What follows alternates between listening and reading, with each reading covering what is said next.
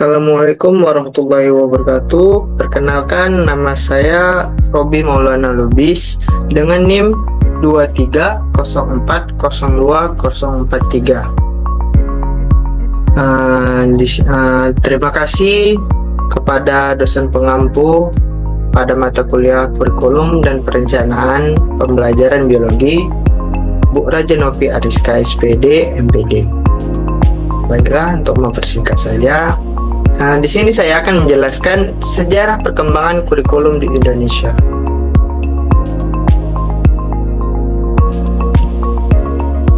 Pengertian kurikulum secara etimologis, kurikulum berasal dari bahasa Latin yaitu kurikulum, yang berarti jarak yang harus ditempuh dan lintasan pacu. Dalam konteks pendidikan, kurikulum dapat diartikan sebagai lintasan yang harus ditempuh siswa untuk mencapai tujuan pendidikan. Kurikulum juga dapat diartikan seperti seperangkat rencana dan pengaturan mengenai tujuan, isi, dan bahan pelajaran, serta cara yang digunakan sebagai pedoman penyelenggaraan kegiatan pembelajaran untuk mencapai tujuan pendidikan tertentu. Sejarah perkembangan kurikulum di Indonesia. Perkembangan kurikulum di Indonesia mengalami perubahan signifikan seiring dengan perkembangan sosial, politik, dan ekonomi negara ini. Proses perubahan ini dipengaruhi oleh berbagai faktor seperti pengaruh kolonialisme, kemerdekaan, serta perubahan ideologi dan kebijakan pendidikan. Berikut adalah gambaran untuk mengenai sejarah perkembangan kurikulum di Indonesia. Yang pertama itu pada masa kolonial Belanda, dari hingga tahun 1945. Pada masa penjajahan Belanda, sistem pendidikan di Indonesia dikelola oleh pemerintah kolonial yang lebih mengutamakan pendidikan dalam kalangan elit dan kaum pribumi yang dianggap perlu dibentuk sesuai dengan kebutuhan kolonial. Kurikulum yang diterapkan di sekolah-sekolah pada waktu itu terbagi menjadi dua kategori. Yang pertama itu untuk anak-anak Belanda atau sekolah untuk pribumi, dan untuk anak-anak pribumi. Untuk anak-anak Belanda atau sekolah untuk Belanda, dan anak-anak pribumi, sekolah untuk pribumi.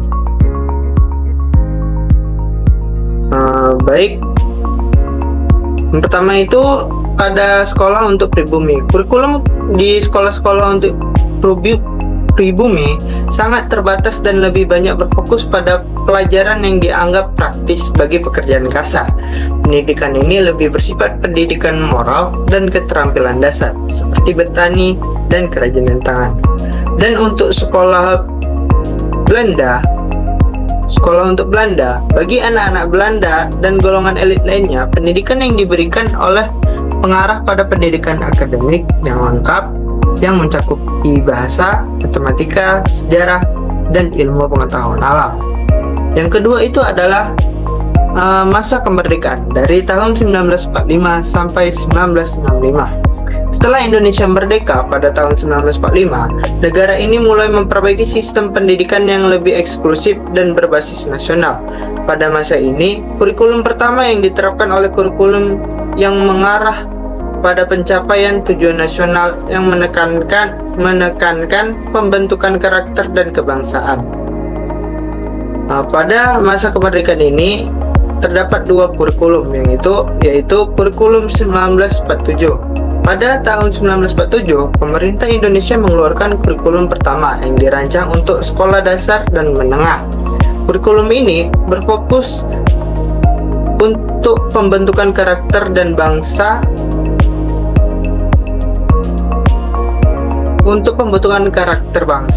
dan pembelajaran yang lebih berorientasi pada kehidupan nasional Indonesia yang baru merdeka. Lalu ada kurikulum 1952. Kurikulum yang diperkenalkan pada tahun ini lebih menekankan pada pengembangan ilmu pengetahuan dan teknologi, serta menambah penekanan pada bahasa Indonesia sebagai pengantar utama. Lalu yang ketiga itu pada masa Orde Baru 1966 sampai 1998. Pada masa pemerintahan Presiden Soeharto atau pada Orde Baru, pendidikan di Indonesia semakin terstruktur dan diorganisasi secara sistematis. Kurikulum pada masa ini lebih mengarah pada pembentukan karakter moral dan pengembangan wawasan kebangsaan, serta penekanan pada nilai-nilai Pancasila sebagai ideologi negara.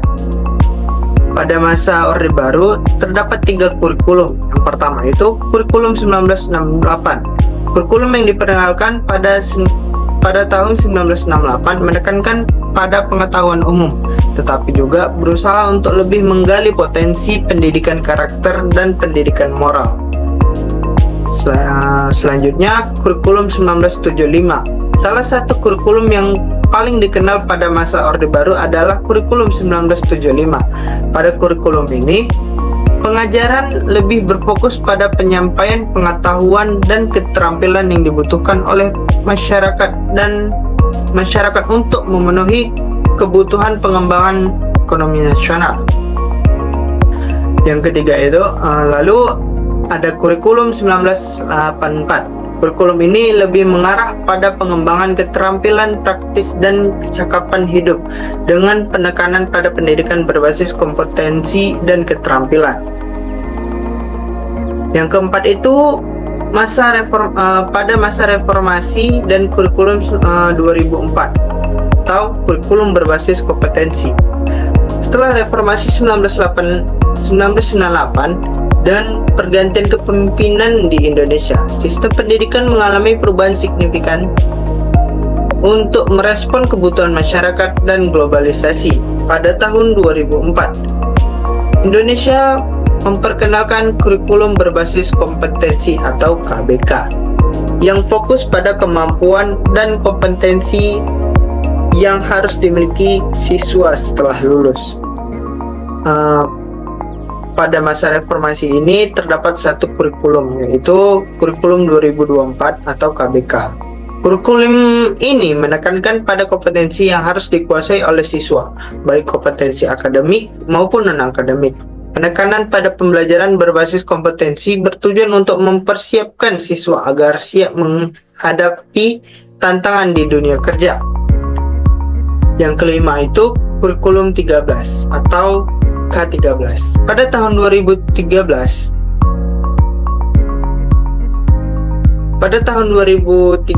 Indonesia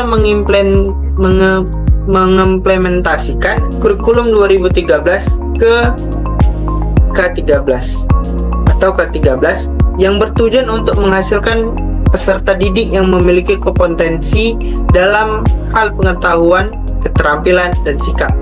Kurikulum ini menekankan pada pendekatan saintifik yang mendorong siswa untuk berpikir kritis dan kreatif dalam memecahkan masalah, serta pengembangan karakter yang sesuai dengan nilai-nilai Pancasila.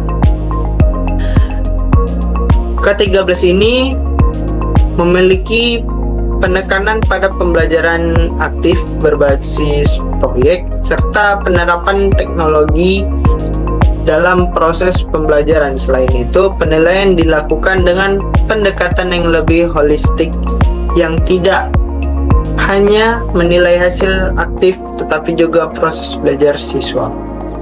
Yang keenam itu perkembangan terbaru, Merdeka Belajar dan Kurikulum Merdeka.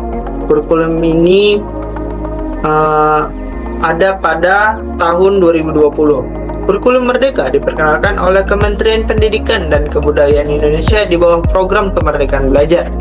Kurikulum ini bertujuan untuk memberikan lebih banyak kebebasan bagi guru dan siswa dalam menentukan model pembelajaran yang sesuai dengan kebutuhan dan karakter siswa.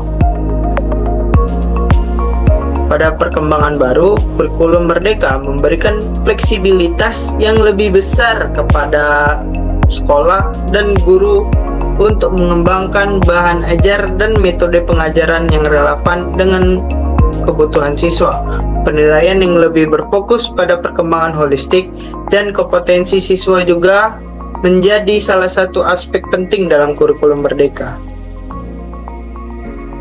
Jadi kesimpulannya, perkembangan kurikulum di Indonesia mengalami perubahan signifikan dari masa kolonial hingga era reformasi dan modern. Setiap perubahan dalam kurikulum mencerminkan perubahan sosial, politik, dan ekonomi yang terjadi di Indonesia. Seiring dengan berjalannya waktu, kurikulum pendidikan di Indonesia semakin berfokus pada pembentukan kompetensi dan karakter siswa yang dapat menghadapi tantangan masa depan. Dengan adanya kurikulum merdeka, diharapkan pendidikan di Indonesia dapat lebih menyesuaikan diri dengan kebutuhan global dan perkembangan teknologi yang pesat, serta menghasilkan generasi muda yang siap menghadapi masa depan yang semakin kompleks. Terima kasih, itu saja yang dapat saya sampaikan. Bila ada kata-kata yang salah, saya mohon maaf. Saya akhiri, wabillahi taufiq wal hidayah. Assalamualaikum warahmatullahi wabarakatuh.